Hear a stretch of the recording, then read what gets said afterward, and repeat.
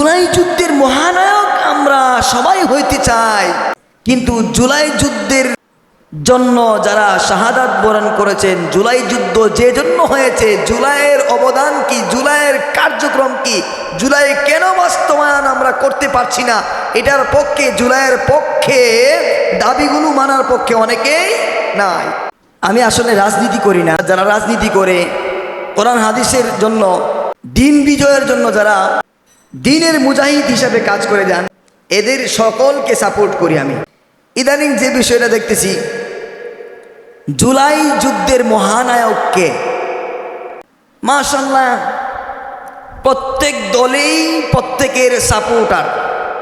কেউ বলতেছে জনাব উমুক রহমান, জনাব উমুক ইসলাম, জনাব উমুক ভাই, জনাব উমুক সাহেব, তুমুক সাহেব।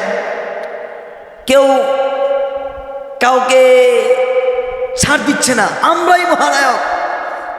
আমার একটা প্রশ্ন হলো, এই জুলাই যুদ্ধের মহানায়ক আমরা সবাই হইতে চাই, কিন্তু জুলাই যুদ্ধের জন্য যারা শাহাদাত বরণ করেছেন, জুলাই যুদ্ধ যে জন্য হয়েছে, জুলাইয়ের অবদান কি, জুলাইয়ের কার্যক্রম কি, জুলাই কেন বাস্তবায়ন আমরা করতে পারছি না, এটার পক্ষে, জুলাইয়ের পক্ষে দাবিগুলো মানার পক্ষে অনেকেই নাই। এই জন্য আমরা যদি জুলাইয়ের দাবিগুলো আদায়ের পক্ষে, যার অবদান সবচেয়ে বেশি হবে, যিনি কাজ বেশি করবেন, তার মাধ্যমে একদিন প্রকৃত ইতিহাস উঠে আসবে যে জুলাই যুদ্ধের মহানায়ককে। আর নয়তো নায়ক নায়কের জায়গায় থাকবে, আর পুরা ভূমিকা শূন্য অবস্থায় পড়ে থাকবে।